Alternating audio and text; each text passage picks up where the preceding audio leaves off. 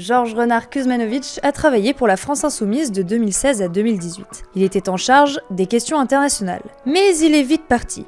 Pourquoi ? Parce que le revirement idéologique, stratégique et le management de Jean-Luc Mélenchon lui posent à ce moment-là de grands problèmes. Et pourtant, ce que l'on pensait découvrir jadis fait encore couler de l'encre aujourd'hui. Merci Georges Renard Kuzmanović d'avoir accepté notre invitation. J'aimerais commencer cette interview sur une petite actualité. C'est ce départ en voilier de Rima Hassan avec Greta Thunberg pour partir apporter des aides alimentaires à Gaza. On entend tout et son contraire sur ce conflit. On entend beaucoup la France Insoumise en parler et on ne sait pas trop comment, par quel bout le conflit. Certes, le conflit en Israël est le conflit le plus instrumentalisé par tout le monde. À commencer par le président de la République, qui, comme sur beaucoup de sujets, a changé de casquette régulièrement. Entre une coalition avec Netanyahou contre le djihadisme et maintenant la reconnaissance de l'État de Palestine, ce qui est une bonne chose, puisque c'est la position de la France depuis au moins 1967, en tout cas celle posée par le général de Gaulle, que je crois que j'ai derrière moi. Tout à fait. Et c'est la bonne position, et c'est la seule issue à ce conflit qui dure depuis des décennies. Donc tout le monde l'instrumentalise, et spécifiquement la France Insoumise, en particulier Madame Rima Hassan. J'ai été moi-même très critique de Madame Rima Hassan sur bien de ses manières de parler de ce conflit, mais là, ce qu'elle fait, pour une fois, moi je trouve que c'est courageux, parce que elle ne se cantonne pas aux paroles, elle prend une embarcation. Alors oui, il y a de la communication, mais le politique fait de la communication. Et donc oui, il y a un aspect communication, elle embarque sur un navire pour aller à Gaza apporter de l'aide humanitaire. Évidemment, et comme elle le dit elle-même, c'est Epsilon, parce que je crois qu'ils emportent 600 couches, 100 kilos de riz. Bon, très symbolique. C'est symbolique, mais c'est intéressant parce que depuis plus de 2 mois, l'aide alimentaire ne rentre pas à Gaza. J'ai été humanitaire. Ma vie d'adulte a commencé, je suis un reborn, on pourrait dire. Je suis rené à 21 ans au Rwanda, juste après le génocide. J'ai géré des camps avec mes camarades d'humanitaire, des camps d'enfants perdus, réfugiés, massacrés. Ce qui se passe à Gaza est au minimum un nettoyage ethnique. D'ailleurs revendiqué comme tel par plusieurs ministres du gouvernement de Netanyahou. On a une population de plus de 2 millions d'habitants, dont 80% des infrastructures sont détruites. On dit qu'il y a 55 000 morts, les chiffres viennent du Hamas. On peut critiquer, moi j'ai largement critiqué le Hamas, c'est une organisation des frères musulmans terroristes et qui vise à faire un califat et qui a largement instrumentalisé la cause des Palestiniens. Bon, eux ils annoncent 55 000 morts. Combien il y en a ? 40 000, 60 000 ? De toute façon, c'est très difficile à savoir. Ce qui est clair et qui se voit à l'image satellite, c'est que 80% de Gaza est rasé. J'ai été dans 3 conflits. J'ai servi la France en Afghanistan. J'ai été à Belgrade quand la ville où je suis né de Yougoslavie, la capitale de la Serbie, quand l'OTAN bombardait. J'étais au Rwanda après le génocide. Quand vous bombardez des infrastructures, vous avez un tas de morts que vous ne sont pas comptabilisés, qui vont être des morts liés. Il y a plus d'eau, il y a plus de canalisation, les hôpitaux fonctionnent plus ou sont aux 3/4 entièrement détruits. Tous ceux qui imaginez bien. Chacun peut y penser. On a tous une grand-mère ou un oncle ou un mari ou une femme qui a un cancer. Bon, cette personne est morte. Vous avez des petits bébés, vous n'avez pas d'eau potable ou propre. 1 sur 2 va mourir de dysenterie. Et ainsi de suite. Donc, le chiffre réel doit être autour de 300 000 morts, en réalité. Comme l'estiment les gens qui travaillent à l'ONU. Et c'est pas être anti-israélien, c'est pas être anti-sémite, encore moins. C'est constater qu'il y a un grave problème.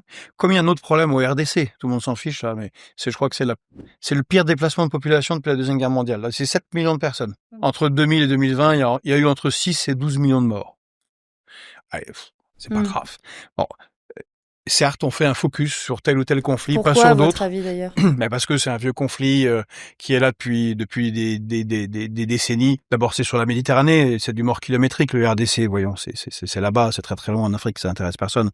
Là, c'est sur la Méditerranée, c'est Jérusalem, c'est la ville sainte pour les 3 grandes religions, donc évidemment qu'il y a un focus. Et puis, de par les échanges familiaux. En France, il y a une communauté juive très importante, il y a une communauté musulmane très importante.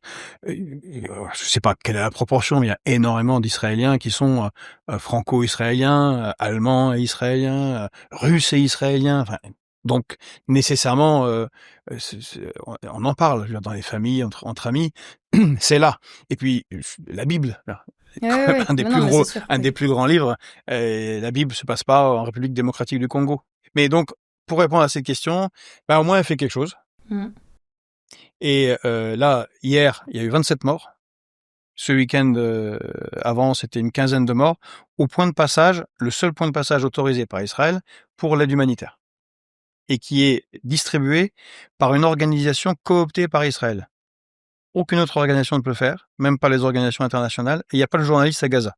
C'est C'est délirant. très louche. Imaginez que ce soit Poutine qui soit quelque part à Kiev et qui ait une surface de cette taille avec 2 millions d'Ukrainiens, où il n'y ait qu'une ONG russe et aucun journaliste du monde entier ne soit autorisé, et où il y ait 150 journalistes qui étaient tués. Qu'est-ce qu'on dirait? Est-ce que la manière qu'ont les partis de droite et de gauche en France d'aborder ce sujet est la bonne, selon vous? Est-ce qu'ils servent que leurs intérêts en France, leur électorat, les futures élections, ou est-ce que vraiment vous les trouvez intéressés par ce sujet et vraiment impliqués dans une résolution du conflit?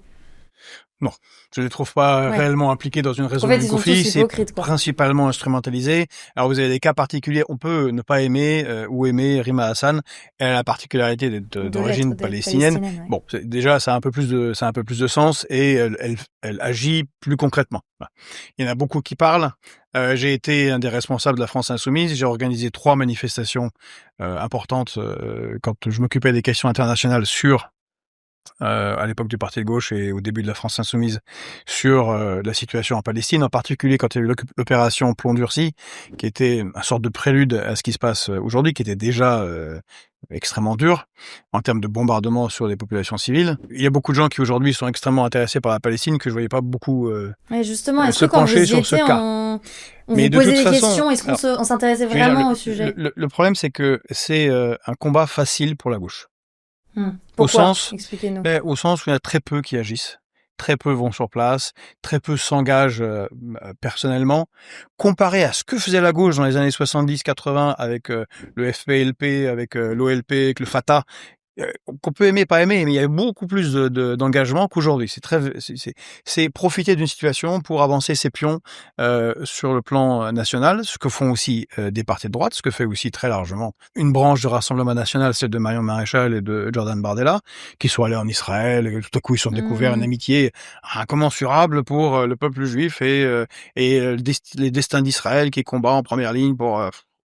Ok, c'est un immense blabla, ça ne les intéressait pas, j'ai regardé avant, j'ai pas trouvé quoi que ce soit de... Non, on a 2 camps qui profitent de la situation pour avancer leur pion sur le plan national, et c'est un danger dans notre pays, car ils essentialisent, dans les 2 cas, soit la communauté juive. Non, il n'y a pas une communauté juive, il y a plein de juifs différents, des juifs de droite, des juifs de gauche, des juifs qui s'intéressent pas au fait d'être juifs, et des juifs religieux, des juifs culturels. C'est pareil pour les musulmans. Il y a des musulmans qui sont chiites, il y a des musulmans sunnites, il y a des musulmans qui sont très très très musulmans, il y a des musulmans ultra religieux, il y en a qui n'en ont rien à faire. Et les deux essaient d'essentialiser en disant moi je représente cette communauté, votez pour moi, en gros, ou soutenez-moi d'une manière ou d'une autre. C'est ça qui se passe, et c'est assez je pense odieux. Ça change rien au conflit. Il y a des juifs israéliens comme le général Yair Golan, qui fait partie de l'opposition à Netanyahou. C'est pas un gauchiste, c'est pas un islamo-gauchiste, ce n'est pas un islamiste, c'est Yair Golan, général de l'armée israélienne, et il dit on peut pas faire tuer des bébés. On est israélien, on est juif, on peut pas faire ça. Il est très différent de monsieur Ben Gvir, qui lui trouve qu'il faut faire le grand Israël selon le livre de Josué dans la Bible, et qu'il faut dégager tous les Palestiniens quelque part. Ils sont tous les 2 israéliens, ils sont tous les 2 juifs, ils sont très différents. C'est pareil ici. De la manière pour des musulmans, vous avez moi je connais y compris des Palestiniens, parce que nous on est très opposés au Hamas, parce qu'ils ont fait la guerre à la gauche palestinienne. C'est eux en 2006-2007 qui ont fait une guerre civile avec l'OLP et le Fatah en tuant des centaines de militants de gauche palestiniens. C'est eux qui ont inventé le lancer d'homosexuels par du sommet des bâtiments. Donc, ce sont pas des copains. Et il y a plein de musulmans, y compris de Palestiniens qui n'ont pas un amour inconditionnel pour le Hamas, y compris à Gaza. Non, faut arrêter d'essentialiser les gens, mais ce qui n'empêche pas de dire les choses. Nous, quand il y a eu le 7 octobre, par exemple, on avait fait un communiqué en disant c'est horrible, c'est inadmissible ce massacre, quelle que soit l'implication ou la couverture qu'en a fait la non-action éventuelle de Netanyahou, ça change rien. C'est un massacre inadmissible de civils, fait par une organisation qui n'est pas une organisation sainte de défense des Palestiniens qui veut jeter tous les Juifs à la mer. Bon, on peut le dire, mais ça n'empêche pas de dire que le gouvernement de Netanyahou est un gouvernement d'extrême droite, dont le fantasme politique est de faire un grand Israël qui implique un nettoyage ethnique à tendance génocidaire, parce que ça demande de dégager et de tuer 7 à 9 millions d'êtres humains, au moins de les faire partir, ce qui est au minimum un nettoyage ethnique, ce qui est déjà un crime contre l'humanité, revendiqué, et on peut le critiquer aussi. Voilà. Et malheureusement, il n'y a pas de bonne position, ce qui fait que la seule issue, c'est celle dont parlait le général de Gaulle. Et tous ceux qui s'intéressent sérieusement à cette zone, c'est très difficile. Mais je vous rappelle que celui qui est au pouvoir actuellement, Monsieur Netanyahou, lui est arrivé au pouvoir en 96 comme Premier ministre. Et son travail était de casser les accords d'Oslo signés entre Yitzhak Rabin et Yasser Arafat. Tout n'était pas parfait, mais on avançait quand même très sérieusement vers une solution. Et son travail était de défaire toute possibilité qu'il y ait deux États. D'ailleurs, c'est pas du complotisme, c'est pas un délire de ma part. C'est dit ouvertement par Netanyahou. Le Hamas sert à mettre un coin dans la politique palestinienne pour que jamais il y ait deux États. Parce que ce sont des malades mentaux, ce sont des fous furieux qui veulent la destruction totale d'Israël. Ils veulent pas deux États. Donc on les soutient. C'est pour ça que l'argent du Qatar, qui a gagné à Paris, arrivait toutes les semaines à l'aéroport Ben Gurion et était emmené en argent liquide par le Mossad à Gaza. Pareil, c'est pas moi qui l'invente, c'est Keppel qui le raconte, ou Monsieur Alain Juillet. Bon. Et de toute façon, Netanyahou l'a dit aussi. On a soutenu le Hamas, encore une fois, pour qu'il n'y ait jamais deux États, parce que ce sont de dangereux islamistes et qu'on ne peut être qu'en conflit avec eux. J'aimerais revenir un peu en France, dans la politique plutôt française, qui est un peu liée justement à tout ça. On disait que cette essentialisation, et c'est pas né d'hier apparemment, parce que vous aviez l'air déjà de le dire à l'époque où vous en faisiez partie, et je pense que ça faisait aussi peut-être partie des raisons pour lesquelles vous avez quitté la France Insoumise, mais je voudrais revenir sur cette image d'archive où on voit, en 2010 il me semble, Jean-Luc Mélenchon se positionner clairement contre le voile en disant que pour lui c'est inadmissible. Donc moi je considère que c'est un traitement dégradant, primo. Secondo, je considère que c'est une provocation d'un certain nombre de milieux intégristes contre la République. Et par conséquent, la République a gagné, elle va gagner encore une fois. Ça sera interdit. Et on le voit aujourd'hui, qui, pendant des manifestations, embrassent des femmes voilées en leur disant que c'est horrible, qu'elles se font tuer tous les jours, en gros, en France, et que le climat est horrible.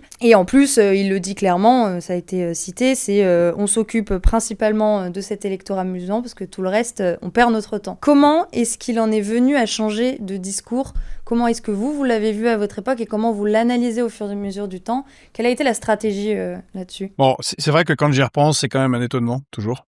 Si je me replonge dans le passé, en 2010, on était certains tentaient de contenir Jean-Luc Mélenchon, car il avait des positions qui étaient, par rapport à l'islam, proches d'un Émile Combes par rapport au catholicisme. Pour ceux qui se souviennent d'Émile Combes et de sa dureté envers le catholicisme politique. Jean-Luc Mélenchon était républicain radical voilà, croqueur de curé, d'imam, de rabbin, de ce que vous voulez, assez cohérent. C'est plutôt un pilier de la gauche. D'ailleurs, je note, vous l'avez peut-être remarqué, mais la gauche est diverse également, n'est pas d'accord sur tout un tas de sujets, et quand il y a eu des coalitions de gauche, ça a toujours été difficile. Que ça a été le cartel des gauches en 1924, le Front populaire en 1936, ou le programme commun avec Mitterrand et le Parti communiste. Il y a toujours eu un des piliers, c'était la laïcité. Mais là, c'est la première fois avec la NUPES et le nouveau Front populaire que non seulement ça n'est pas un liant, mais pire, c'est considéré comme quelque chose de négatif, de droite, voire de fasciste. Jean-Luc Mélenchon, même s'il était très laïque, a toujours une passion pour le monde arabe, puisqu'il est né au Maroc. Et donc, c'était sa lutte contre l'islam politique, contre le voilage, n'était pas un désamour des musulmans et des Arabes. C'est Mélenchon qui m'avait bien appris, enfin, j'avais appris avant, mais il me l'a répété, il le répétait. La France républicaine a contraint le catholicisme politique de manière extrêmement dure. Et la loi sur la laïcité de 1905 est une loi de compromis entre les plus extrémistes, comme Émile Combes, et une partie des croyants. On leur a dit, écoutez, si vous aimez tellement le petit Jésus et que vous pouvez pas respecter les règles de la République, allez vivre ailleurs. Ils les ont déportés en Belgique, en Allemagne. L'idée, c'est ce qu'il défendait. Je vous rappelle, évidemment, son ami Charb. J'étais là alors, très belle oraison funèbre qu'il a fait à son ami Charb, parce qu'il était vraiment ami. Moi, j'ai vu Mélenchon pleurer quand il a appris que Charb est mort. Mais j'imagine. Et Charb qui écrivait le livre, qui a écrit le livre sur les idiots utiles qui luttent contre l'islamophobie et qui sont en fait les véritables racistes. Oui, mais ça, c'était Mélenchon pour relire le d'avant. livre. Ouais, Voilà. Mélenchon Et Mélenchon, bien qu'il admirait et qu'il avait une passion pour le monde arabo-musulman, n'avait aucune passion particulière pour la Palestine, je peux vous assurer. C'était vraiment pas un sujet principiel, parce que bon, c'est là-bas, c'est loin, c'est complètement ingérable. Ça ne nous concerne pas trop. Maintenant, il s'est passé quelque chose qui est d'ordre sociologique, qui ne concerne pas tellement Mélenchon. Mélenchon est un caméléon politique et il s'adapte. Il est intelligent. C'est une bête politique. Il voit la société évoluer et on l'a vu très très fortement en 2017. Donc dans la dernière campagne de Mélenchon à laquelle j'ai participé, qui était très patriotique, qui était très républicaine, enfin bon, très très différente de ce qui a été fait ensuite. Au moment où les courbes se sont croisées entre Benoît Hamon et Jean-Luc Mélenchon, sont arrivés comme des nuées d'oiseaux, tout un tas de jeunes issus de Sciences Po Paris, qui voulaient donner un coup de main, aider, à soutenir le candidat et tout. Ouais. Et très rapidement, en quelques mois, ils ont accaparé plus de 90% des postes de permanents ou d'assistants parlementaires. Or, ces jeunes-là, cette gauche-là issue des universités actuelles, est une gauche qui a très peu de connaissances et très peu de rapport avec l'histoire de la gauche française, l'histoire des luttes ouvrières françaises, l'histoire des luttes syndicales. Alors bien sûr, ils vont les sortir comme des mantras. Karl Marx, Robespierre, Jaurès, mais tout ça n'est pas très réel. Tout ça, c'est pas réel pour eux. Ce qui est réel, c'est l'influence qui est pour eux principielle, c'est la gauche identitaire, communautariste, wokiste des États-Unis. Et comme bien des pans de la société, on est très largement sous influence culturelle des États-Unis. On parle beaucoup de grands remplacements, de problèmes, d'immigration. Oui, il y a des problèmes. Mais le principal grand remplacement, il vient des États-Unis. Et clairement à gauche, ça vient de là. Et donc, ils sont devenus majoritaires. C'est les jeunes, donc c'est un nouveau monde. La jeunesse est toujours un nouveau monde. Et ces problèmes, ils ont apporté des problèmes et des manières de voir le monde de la société américaine. D'autant plus que c'est une des premières générations totalement nourries au téléphone et aux écrans, en particulier aux séries américaines. Ils ont le droit, enfin c'est comme ça. Ils voient la société sous un angle particulier. C'est pas la même manière en Russie. C'est pas pareil au Japon, c'est pas pareil au Sénégal, c'était pas pareil en France. Or, on a des concepts, pire, des manières de voir le monde qui ont été complètement intériorisées de la manière qu'on on est le pays où il y a le plus de McDonald's. Mais regardez de l'autre côté du spectre, l'extrême centre. Ceux qui sont au pouvoir depuis 40 ans, les centres-gauche, les centres-droits, les centres-centres, combien sont passés par la French American Foundation? Nos 2 derniers présidents sont des young leaders. Les 3/4 de nos derniers ministres sont des young leaders. Ou alors sont passés par la German Marshall Fund, ou alors sont passés par l'Atlantic Council, ou une autre officine américaine.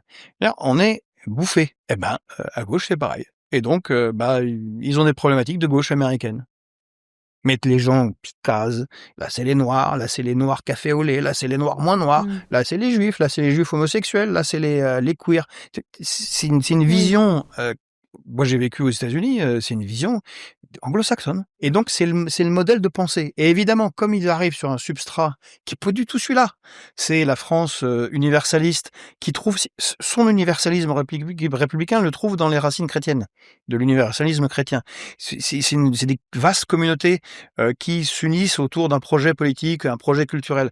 Mais ça va en confrontation totale. Donc, d'où toute une série de problèmes et d'inadéquations par rapport à ce qu'a été la France.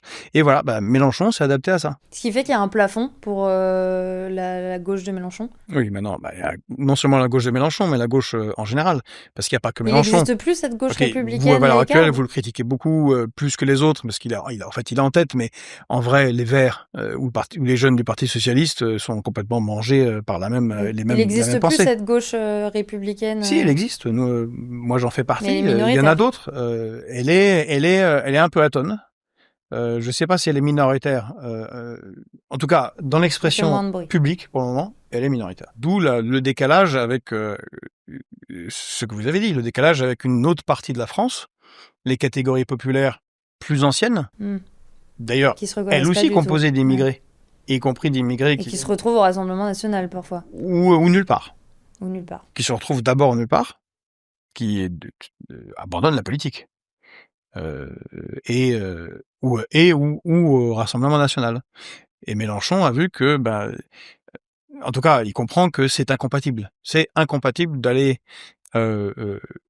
convaincre l'électeur français qui est dans la France périphérique, la France des villages, la France des diagonales du vide, la France des banlieues.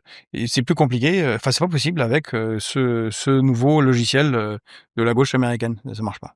On attaque beaucoup la figure de Jean-Luc Mélenchon et la façon dont il a restructuré cette gauche-là, mais vous parliez dans une émission sur CNews récemment, là, je crois que c'était le 16 mai, de l'entrisme des frères musulmans, parce qu'il y a eu ce rapport qui m'a fait un peu rire, parce que c'est vrai qu'on s'est tous étonnés du rapport, alors que j'ai l'impression qu'on le savait tous quand même depuis longtemps. C'est ce que j'avais dit à CNews, j'ai dit, voilà. ils sont forts. Mais c'était un peu, voilà, donc il y avait d'un côté la gauche qui disait, on le savait, d'un côté Éric Zemmour, effectivement, qui dit, oui, je vous le dis depuis des années. Enfin bref, et au-delà de cette scène l'Arabie cocasse, Saoudite, qui est franchement pas anti-musulmane, oui. a interdit les frères musulmans depuis Oui, non, mais 2014. On le savait. Donc c'est rien de nouveau sous le soleil, mais il s'avère que pour les médias français et pour peut-être la classe politique, ça a été la révélation apparemment. Peut-être que c'était un peu instrumentalisé aussi.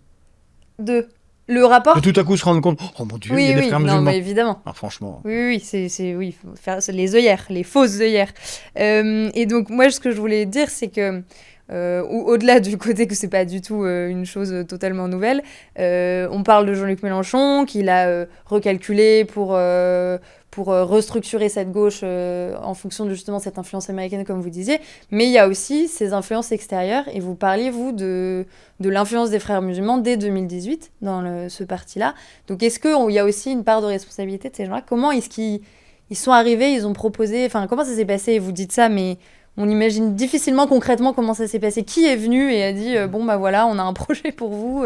Et vous aurez noté dans cette émission de CNews que vous avez suivi donc que j'avais dit que le premier endroit qui a été pénétré par les frères musulmans, c'est la capitale de l'extrême centre européen, c'est-à-dire Bruxelles. C'est là qu'ils sont entrés.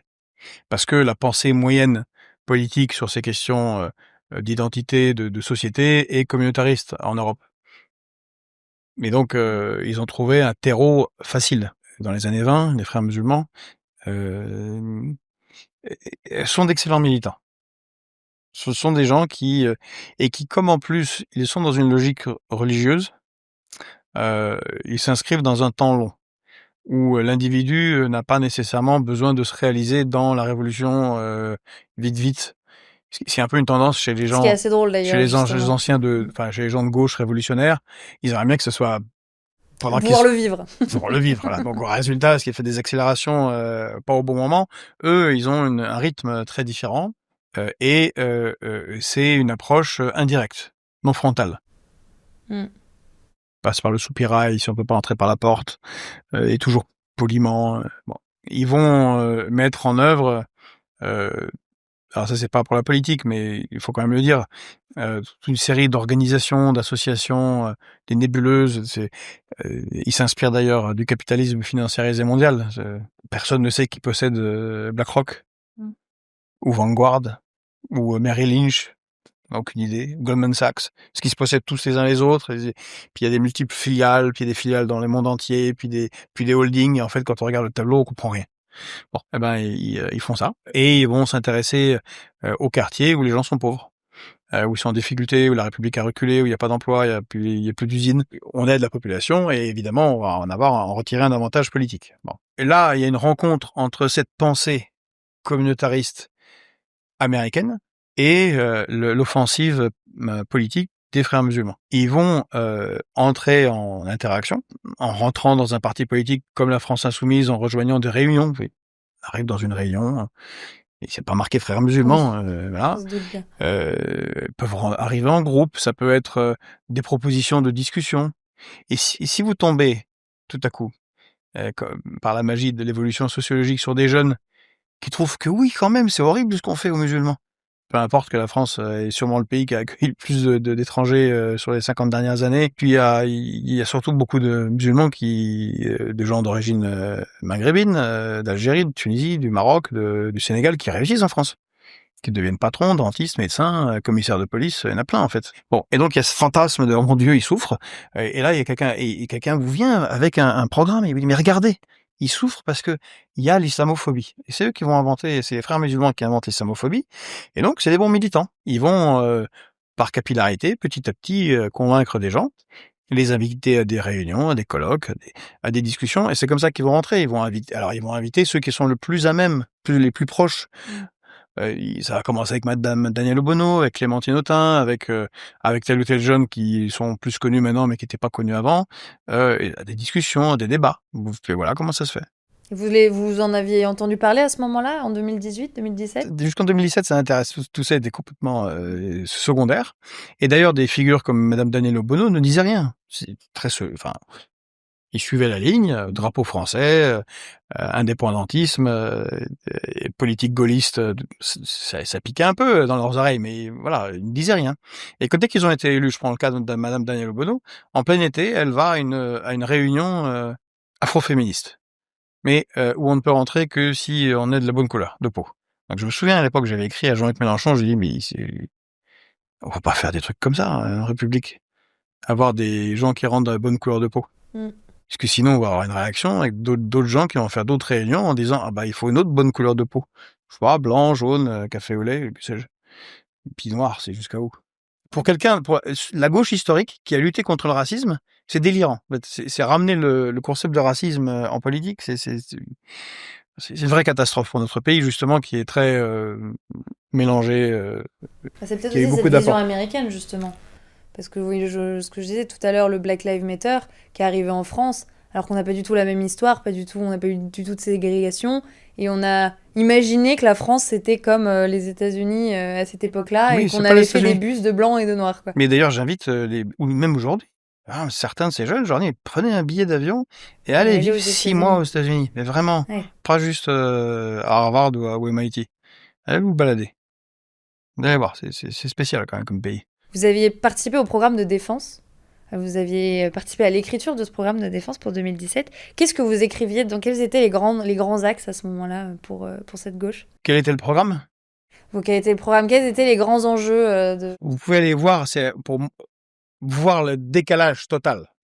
En décembre 2015, on présente le programme de défense et international de Jean-Luc Mélenchon dans la grande salle, sous la cour d'honneur des Invalides, devant un parterre d'officiers supérieurs, français et étrangers, en présentant ce qu'on avait écrit et qu'on avait intitulé « Le nouvel indépendantisme », qui était un cahier spécial de la revue Défense nationale, qui est une des revues d'élite de l'armée française, dont la rédaction est à École militaire. On avait des militaires qui étaient là, qui disaient « Mais c'est incroyable, même la droite ne fait plus ça. » Ne s'intéresse pas autant aux questions de défense. Parce qu'ils étaient déjà mangés par de l'autre côté, par le côté OTAN, par les États-Unis, et vous avez des candidats comme Macron ou la droite classique. Notre défense, c'est Washington s'en occupe. Ils nous disent ce qu'il faut faire. Ouais. Voilà. Non, mais littéralement, je caricature à peine. Bon, là, on avait un intérêt, et c'était De Gaulle. La couverture de cette publication du nouvel indépendantisme à la revue Défense nationale c'était du polonium pour les gauchistes. On avait le Charles de Gaulle au-dessus duquel passait la patrouille de France qui faisait le drapeau au bleu blanc rouge. Donc, oui, on a du mal à l'imaginer aujourd'hui. C'est du hardcore. Maintenant, c'est hardcore d'extrême droite. Là, c'est horrible. C'est très violent, très C'est vraiment une publication fasciste, vous voyez. Ouais. Alors je plaisante un peu, mais non, mais oui. c'est certains jeunes aujourd'hui de gauche le voient comme oh mon Dieu. Ça pourrait être Marion Maréchal qui fait ça. Les gens trouvent ça normal. En fait, non. Le concept même de nation, c'est un concept de gauche. Et donc, non, je pour répondre à votre question, eh bien, c'est une politique où on considère que la France doit être, et d'abord, une puissance réelle, et c'est ce que je considère. Moi, j'en peux plus d'entendre cette langue de serpent de nos propres élites politiques de gauche et de droite. On est un petit pays, on peut rien faire tout seul, c'est l'Europe, sinon on peut rien faire, on va être mangé. Regardez la Corée du Sud.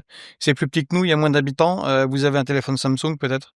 J'ai Ou un Apple? un Apple, moi. Bah moi j'ai un Samsung. Bon, on devrait avoir un Alcatel. On était premier en 2000. Ah bah ça, oui. Mais non. Et puis ils font des bateaux, et puis les jeunes là, ils écoutent quoi? Ils écoutent Brel et ils regardent des films français? Non. Ils regardent des séries coréennes et de la K-pop. Alors, visiblement, les Coréens qui sont plus petits que nous, ils y arrivent. Et ils sont dans aucune organisation comme l'Union européenne locale. Bon, la France, c'est un grand pays, d'abord par son histoire, d'avant la République, après la Révolution. En commun, c'est une immense histoire qui rayonne dans le monde, comme le disait le général de Gaulle et quelques autres. C'est une nation cadre dans le nucléaire, malgré les imbéciles qui ont moitié sabordé cet outil fantastique. Il reste quand même un des meilleurs au monde.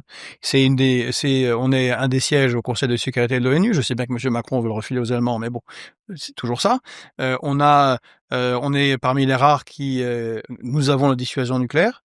Et non seulement la dissuasion nucléaire, mais la dissuasion nucléaire en seconde frappe, avec nos sous-marins nucléaires lanceurs d'engins. Il y a que 3 pays qui ont ça. Nous avons, si on prend une carte du monde et qu'on considère la surface maritime appartenant à la France, on a un pays qui est plus grand que la Russie. C'est la première au monde.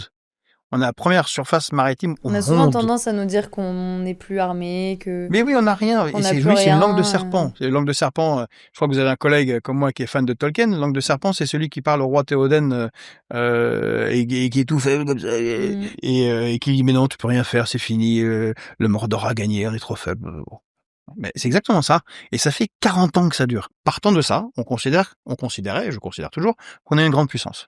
Et que donc, on a une position particulière dans le monde, d'autant plus géographiquement, un peu au milieu, entre les Russes et les Américains. Et donc, que la France a cette position pivot que lui donnait le général de Gaulle, et qu'elle est en mesure de défendre par elle-même ses intérêts propres. Et que donc, elle doit avoir une armée en adéquation avec ses visées géopolitiques.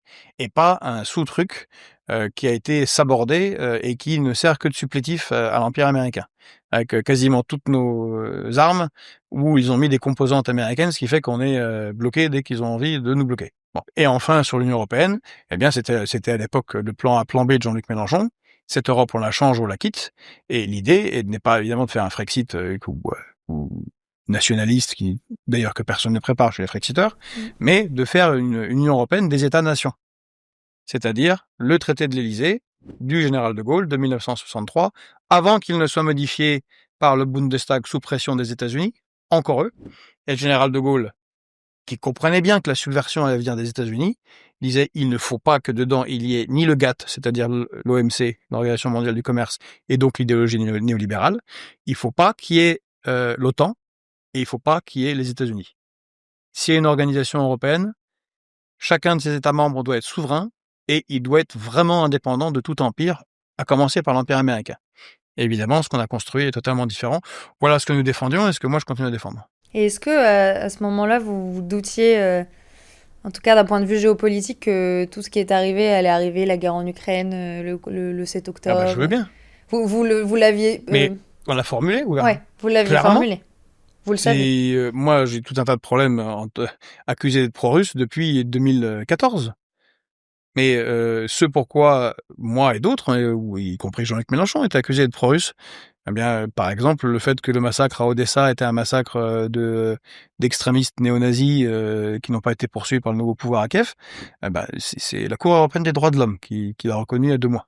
Coup d'État de Maïdan, qui s'est fait sur une manifestation populaire légitime contre la corruption dans ce pays, mais coup d'État ultranationaliste, ultranationaliste c'est vraiment un euphémisme, fait par des néo-nazis, coup d'État américain, maintenant c'est une chose documentée et reconnue par les États-Unis. Mike Rubio, le ministre des Affaires étrangères des États-Unis, reconnaît que la guerre en Ukraine est une guerre de proxy américaine. Jens Stoltenberg, le précédent secrétaire général de l'OTAN, a dit oui, c'est une guerre d'extension de l'OTAN. Bon, bref, on disait ça.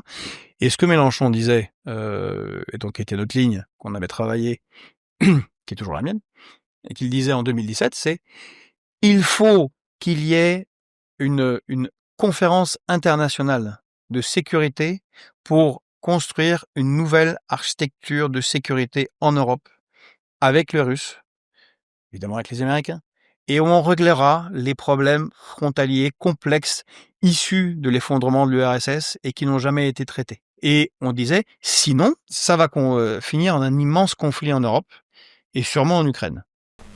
Bingo. C'est QFD. Bah, on avait raison. Et tous les autres, ils disaient, non, il n'y a pas de problème, les Russes vont jamais attaquer. Non, les Américains, mais non, les Américains, bien sûr que non, ils veulent pas du tout étendre l'Ukraine à l'OTAN. C'était écrit depuis 2008. Bon, visiblement, on a des politiques en Europe et en France qui ne processent pas tout ça, ne réfléchissent pas. Bon, et on y va. Et c'est de pire en pire. Aujourd'hui, là, on est dans un immense n'importe quoi. C'est-à-dire qu'on a, on rentre, et on le disait, déjà à l'époque, mais là, c'est pire encore. On peut pas entrer en conflit avec la Russie. On ne peut pas. C'est une chose qu'on est censé apprendre, je sais pas, à Sciences Po, je crois, en cours des géopolitiques à Sciences Po, ça fait partie des premières leçons sur la dissuasion nucléaire. On l'apprend à l'école de guerre, on l'apprend à l'ENA, on doit l'apprendre quelque part. On ne peut pas entrer en guerre avec une nation nucléaire. Parce que si ça finit mal pour l'une des parties, je sais pas, la France et la Russie, eh ben, à la fin, on ne va pas vouloir perdre définitivement et capituler. Donc, on se servira de l'arme nucléaire pour défendre nos intérêts nationaux. Que vous aimiez Poutine, Macron, Starmer, Trump, ça n'a aucune importance. C'est le dirigeant qui est là, assis sur des têtes nucléaires. La Russie, c'est 6000. Donc, ce qui se fait là, de provocation, quand bien même, ça serait légitime. Quand bien même, ça serait bien, selon les valeurs morales. Ce qui est encore à discuter. Mais quand bien même, ça serait bien. On ne peut pas le faire. Aujourd'hui, les armes sont bien plus nombreuses, bien plus rapides, bien plus automatisées. Ça peut partir en un instant. Et depuis cette stupide attaque sur les bombardiers stratégiques russes, les Ukrainiens sont légitimes à attaquer des cibles militaires russes, bien évidemment, mais pas des bombardiers stratégiques nucléaires. Pas ce qui concerne la dissuasion nucléaire russe, car ça implique, du côté de la doctrine nucléaire russe, une riposte, ou en tout cas une mise en possibilité de riposte nucléaire. Qui veut ça, en fait? Donc, les États-Unis auraient, si t'es au courant, de l'interdire. S'ils n'étaient pas au courant, ce qui est encore plus grave parce qu'ils soutiennent l'Ukraine depuis toujours, leur dire d'arrêter immédiatement, sinon aucune aide, ça s'arrête tout de suite. On peut pas, sur une guerre, déclencher une guerre nucléaire. Non, on peut pas jouer avec ça. C'est folie complète. Dans chaque pays, les informations que l'on a dans les médias, en ce qui concerne ce qui se passe à l'étranger et les questions géopolitiques, sont toujours mauvaises. C'est vraiment en général une catastrophe. Il faut faire l'effort, d'autant plus que les jeunes ont des outils qu'on n'avait pas avant, de penchez-vous sur qu'est-ce qui se dit dans le New York Times. Qu'est-ce qui se dit à New Delhi, qu'est-ce qui se dit à Moscou. C'est facile, vous pouvez prendre, vous copier, vous faites traduire, il y a des IA qui font ça extrêmement bien, et regardez ce qui se dit. Et croisez, vous aurez assez rapidement, au bout de quelques mois, une information, une vision différente de ce qu'est le monde. C'est corrélé à ça, je dirais qu'il faut essayer de vivre des expériences. Sortir des téléphones et des écrans et prendre un sac à dos et aller en Afrique, aller aux États-Unis, aller faire quelque chose. Aller en Ukraine, aller en Russie, aller en Chine. Voyez le monde, voyez comment les gens vivent, comment ils pensent, pourquoi ils font ce qu'ils font. Je pense que vous serez ceux qui feront de la politique, vous serez après des dirigeants qui diraient moins de bêtises que ceux qu'on a aujourd'hui. Ils sont très très très bloqués sur une vision très parcellaire du monde. De manière générale, pour la France, aux jeunes, je leur dirais, écoutez, c'est quand même un pays fantastique qu'on a. Moi, j'ai vécu dans beaucoup de pays, j'ai beaucoup voyagé, je lis, j'ai servi notre pays sur différents théâtres. C'est vraiment un des pays les plus formidables. Et on a une conjoncture de traîtres, d'élites qui trahissent le pays, de gauche et de droite, qui sabordent ce pays qui est extraordinaire. Il faut sortir des passions tristes. Les bourgeois, c'est tous des méchants, et les musulmans, c'est tous horribles, on déteste les catholiques. Stop. On est une société complexe, qui a une histoire formidable et un futur formidable si on veut bien considérer que ce pays vaut quelque chose. Et donc, ce serait ça mon conseil, de croire à ce pays et de cesser de penser qu'on est que assailli par l'extérieur ou est incapable de faire quoi que ce soit par nous-mêmes. Très bien. C'est un beau message. Ça me va. Et bien, ce sera tout pour nous. Merci beaucoup. Merci à vous.